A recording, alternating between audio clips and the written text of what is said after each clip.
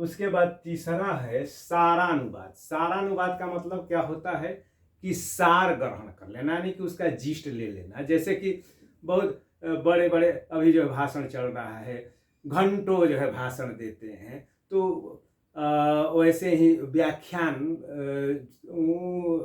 व्याख्यान होता है सम्मेलन में, सेमिनारों में। तो उस व्याख्यान लंबे लंबे होते हैं, वैसे ही विमर्श होता है। दो या किसी भी विषय पर जो वाद विवाद होता है, विमर्श होता है, चर्चा होती है, तो उस स्थिति में वह बहुत विशाल होता है और उसको अनुवादित करने से जो है कोई बहुत बड़ी उपलब्धि होने वाली है ऐसा नहीं कहा जा सकता है। क्योंकि भाव विचार विमर्श है या डिस्कशन है, तो कोई एक ही जो है उसका केंद्रीय भाव होगा, मूल भाव होगा, और उसी भाव को स्पष्ट करने के लिए बहुत सारे संबंधित प्रसंग भी उसमें आ जाते हैं। तो सारानुवादक क्या करता है कि अनावश्यक जो विस्तार दिया गया होता है भाषण के दौरान या व्याख्यान के दौरान, तो उन अनावश्यक उदाहरणों को, उपमाओं को किनारे करके जो मूल भाव या जो मूल कथ्य होता है उसी का अनुवाद कर देता है। इस तरीके से यह जो अनुवाद होता है तो आकार में छोटा हो जाता है। तो और इसके जो है दो रूप किए गए हैं, संक्षिप्त और अति संक्षिप्त।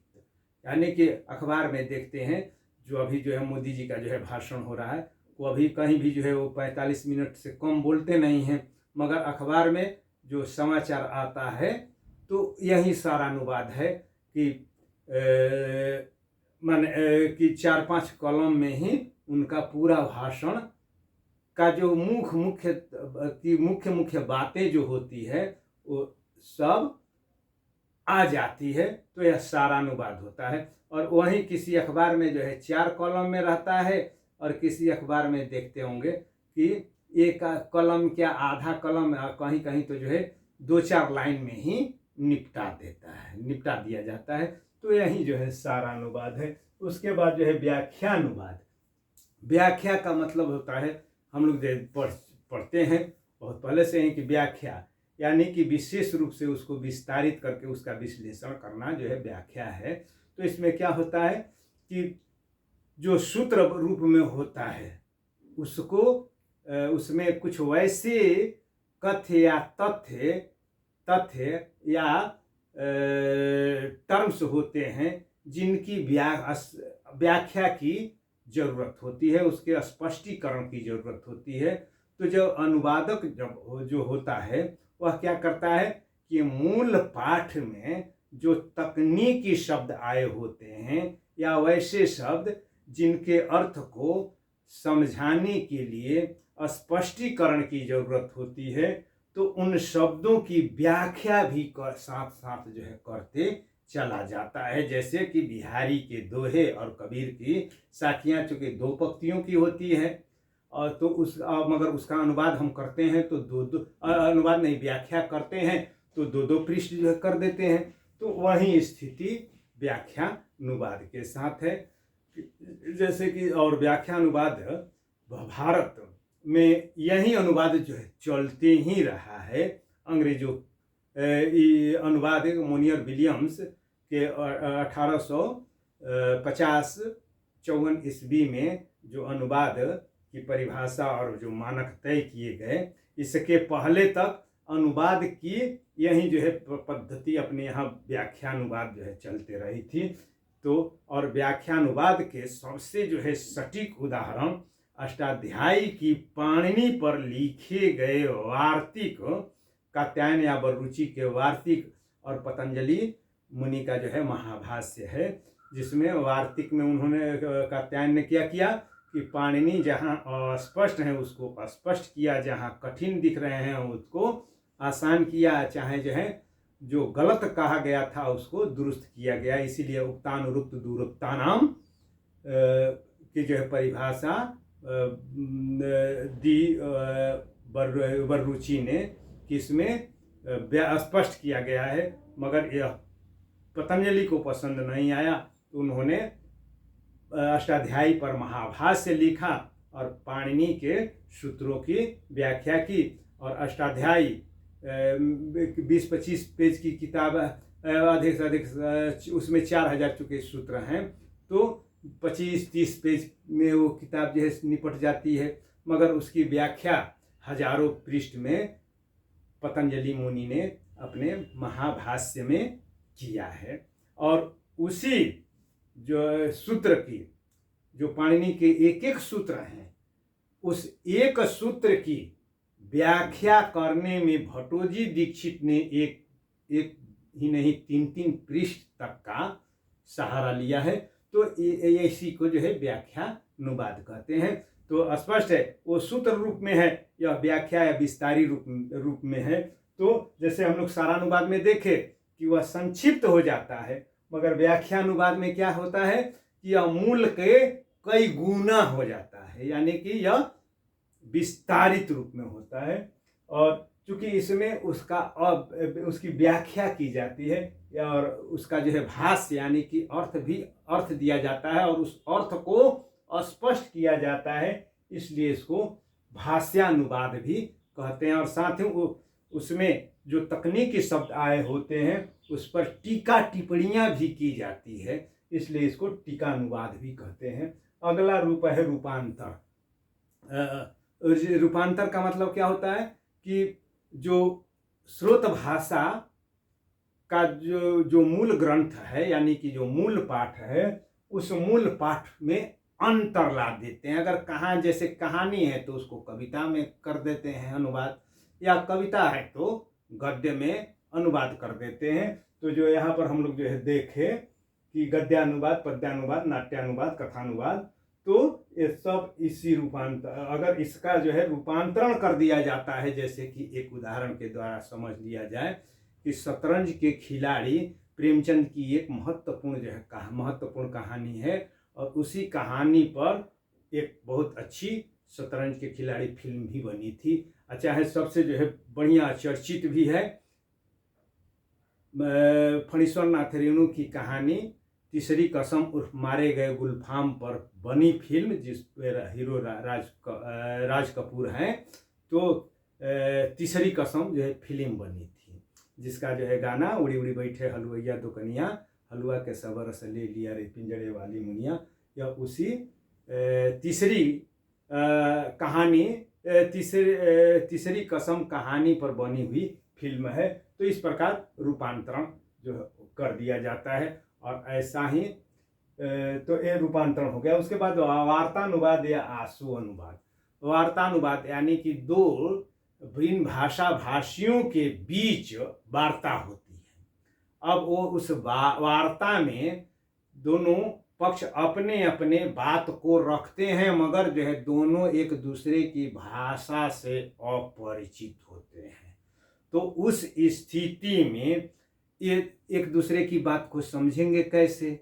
जैसे कि उदाहरण के तौर पर प्रधानमंत्री मोदी और पुतिन के बीच जो बात हो रही है, पुतिन से जो है मोदी जी कहते हैं कि थोड़ा यूक्रेन पर नरमी बरतिए, इतना जो है क्षति मत पहुंचाइए। तो उधर से पुतिन जो है कहते हैं कि अभी तक तो जो है मैं संतुलित ही हूँ, मगर ये सब जो है अमेरिका वगैरह को रोकिए टोकिए थोड़ा, नहीं तो उन सबों पर भी जो है मेरा बार तो हो ही ना जाएगा, मिसाइल दागिए देंगे। तो अपनी भाषा में कह रहे हैं मोदी जी, अपनी भाषा में, या तो जो है भैंस के आगे अगर जो है दोनों की बात एक दूसरे के कान तक नहीं पहुंचे तो स्थिति क्या हो जाएगी? भैंस के आगे बीन बजाने वाली स्थिति हो जाएगी। तो उस स्थिति में एक दूसरे की जो है विचार या भाव को परस्पर जो है आदान प्रदान कराने के लिए बीच में एक मध्यस्थ की जरूरत होती है, जिसको दो भाषिया या अंग्रेजी में इंटरप्रेटर कहते हैं। वह इंटरप्रेटर दोनों भाषाओं का विशेषज्ञ होता है, और दोनों भाषाओं का ही नहीं वरन दोनों भाषा भाषियों के जो है संस्कृति से भी वह पूरी तरह परिचित होता है, क्योंकि भाषा सिर्फ जो है वाचिक साधन ही नहीं है, वरन जो है भाषा संस्कृति का भी को भी वहन करती है और उसका वाहन भी करती है, यानी कि उसकी वाहिका होती है। तो दोनों की संस्कृतियों से भी उसे परिचित होना होता है। और चूंकि त्वरित अनुवाद करना होता है, जल्दी जल्दी अनुवाद करना होता है, तो इसलिए दुभाषीय को विषय विशेषज्ञ ही नहीं, उसके पास जो है पर्याप्त शब्द भंडार भी दोनों भाषाओं के रहने अनिवार्य हैं, तभी वह जो है सटीक अर्थ जो है दे सकता है। अन्यथा ऐसा भी हो सकता है कि अगर वह गलत अनुवाद कर दे या गलत शब्द अर्थ दे दे तो अर्थ का अनर्थ भी हो सकता है। जैसा कि इतिहास में हम लोग पढ़ते हैं कि बिस्मार्क ने जब पर्सा के एकीकरण के समय में, यानी कि जर्मनी के एकीकरण के समय में एक लेटर वैसा बनवाया था कि जिसको वहाँ पर फ्रांस में पढ़ते हैं जो है बेचैनी हो गई। नतीजा फ्रांस और पर्सा के बीच युद्ध हुआ, फ्रांस को हारना पड़ा। तो वैसी जो है स्थिति न आए, इसके लिए हमें दुभाषीय को जो है सजग रहना अनिवार्य रहता है। और साथ ही वो उसके पास जो है प्रेजेंस ऑफ माइंड जो है बहुत ही तेज होना, साफ होना चाहिए, यानी कि उसमें प्रत्युत्पन्न मतित्व जिसको कहते हैं, तो उसमें प्रत्युत्पन्न मतित्व भी होना चाहिए। इस भांति एक जो है वार्तानुवादक दो देशों या दो व्यक्तियों के बीच मेल मिलाप ही नहीं, अगर जो है गलत अनुवाद कर दे तो धींगा मुस्ती भी कराने में कोई कोर कसर नहीं बच जा पाएगी। तो इस तरीके से यह अनुवाद, और चूंकि जल्दी जल्दी किया जाता है इसलिए इसका एक नाम आशु अनुवाद भी है। और उसके बाद अब जो है मूल मुक्त अनुवाद में जो है दो रूप हैं, छायानुवाद और भावानुवाद। छायानुवाद में क्या होता है कि अनुवादक मूल ग्रंथ की छाया को, यानी कि उसके प्रतीकों को, उसके जो है भाव को, संकल्पना को जो है ग्रहण करके अपनी भाषा में उसका अनुवाद करता क्या है, एक तरह से उस रचना का पुनर्लेखन करता है। सिर्फ वह छाया ग्रहण करता है और उसके अनुवाद के बाद जो रचना आती है वह रचना जो मूल रचना होती है उससे कहीं दूर होती है, और यही नहीं उसमें मौलिकता की जो है झलक मिलती है। तो वैसे अनुवाद को छायानुवाद कहते हैं। और जो उस वहाँ पर जो है संकल्पना, कथ्य और तथ्य और मुख्य विचार बिंदुओं की जो है छाया ग्रहण करता है, और यहाँ पर यानी कि उसके बाह्य रूप को ग्रहण करता है। और भावानुवाद में क्या होता है कि मूल कथ्य के भाव को ग्रहण करता है, यानी कि यह जो है उसके शरीर पर, मूल ग्रंथ के शरीर पर जो है ध्यान रखता है, और भावानुवादक मूल पाठ की आत्मा पर ध्यान रखते हुए अनुवाद प्रस्तुत करता है, और यह भी अनुवाद मौलिक लगता है। तो इसको तो विनोद गोदरे अनुवाद मानने के हक में ही नहीं है। वे जो कहते हैं कि मेरी दृष्टि में वो छायानुवाद हो या भावानुवाद, कि छायानुवाद और भावानुवाद क्या है कि एक तरह से सृजनात्मक साहित्य और अनुवाद के बीच की एक वस्तु, यानी कि न तो यह मौलिक अनुवाद, मौलिक रचना है, और न यह अनुवाद ही है, वरन उसके बीच की रचना है। तो न तो यह पूर्णतया अनुवाद है और न पूर्णतया मौलिक साहित्य है, तो वरन यह कोई दूसरे प्रकार की जो है रचना जो है दिखती है। तो उस अनुवाद को छायानुवाद या भावानुवाद कहते हैं। अब इसके बाद साहित्यिक विधाओं के आधार पर जो अनुवाद के भेद किए गए हैं, तो अब इसी में सब जो है समाहित हो जाएंगे कि काव्य के दो रूप हैं, गद्य और पद्य। तो गद्य का अनुवाद करेंगे तो वह जो है गद्यानुवाद, पद्य का अनुवाद करेंगे तो पद्यानुवाद। अब गद्य का अनुवाद किस रूप में करते हैं, आदर्श रूप में करेंगे कि शब्दानुवाद करेंगे कि सारानुवाद करेंगे कि व्याख्यानुवाद करेंगे कि रूपांतरण करेंगे, तो ये भी इसी में समाहित हो जाएगा। तो नाटकों का अनुवाद, कथाओं का अनुवाद, ललित साहित्य यानी निबंधों का अनुवाद, धार्मिक साहित्य का अनुवाद, जैसे गीता है तो गीता का जो बहुत अनुवाद हुआ है, वेदों का हुआ है, और गीता में गीता रहस्य जो बाल गंगाधर तिलक ने अनुवाद किया है, बहुत ही उत्कृष्ट अनुवाद जो है बना। और वैसे ही धर्मेतर साहित्य यानी कि जो धर्म से इतर साहित्य है, जो ह्यूमैनिटी का विषय है, उससे जो है संबंधित साहित्य का जब अनुवाद करते हैं तो वह धर्मेतर साहित्य अनुवाद। वैसे ही प्रयोजनीयता के आधार पर प्रयोजन मूलक हिंदी के अंतर्गत हम लोगों ने जो 14 क्षेत्रों की जो है बात, 15 क्षेत्रों की जो है बात की थी, तो उसमें पत्रकारिता या जनसंचार के माध्यमों से जो है प्राप्त सूचनाओं का या तथ्यों का अनुवाद करने का तरीका हम क्या अपनाते हैं, तो इसी में से कोई एक तरीका अपनाएंगे। वैसे ही वैज्ञानिक और तकनीकी शब्दावलियां हैं, उनका अनुवाद किस रूप में करेंगे, तो इसी रूप में से जो है कोई करेंगे, रूपांतरण करेंगे या जो व्याख्या करेंगे।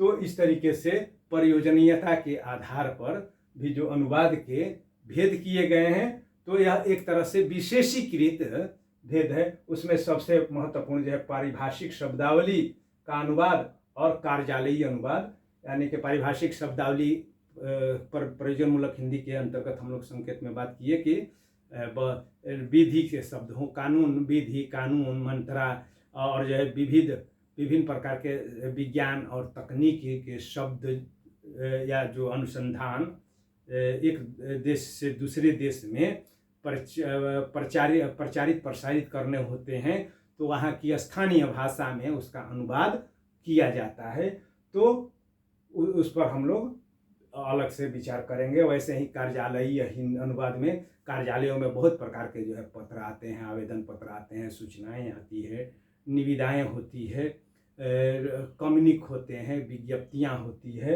नोट उस पर जो है नोटिंग ड्राफ्टिंग करनी पड़ती है, तो उस पर उसका भी अनुवाद जो है करना होता है, तो वह कार्यालयी अनुवाद कहलाता है। इस प्रकार संक्षेप में अनुवाद को 3 आधार पर वर्गीकृत किया गया है, जिस प्रकृति के आधार पर, साहित्यिक विधाओं के आधार पर और प्रयोजनीयता के आधार पर।